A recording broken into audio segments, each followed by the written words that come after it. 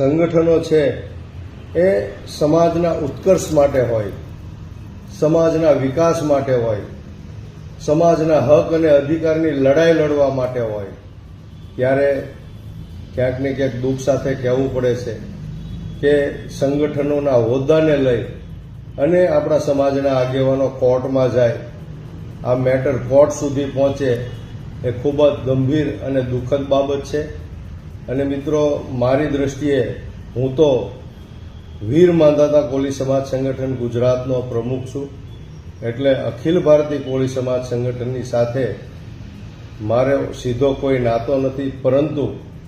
મારી આ જે વડીલો છે, જે આગેવાનો છે, એને વિનંતી છે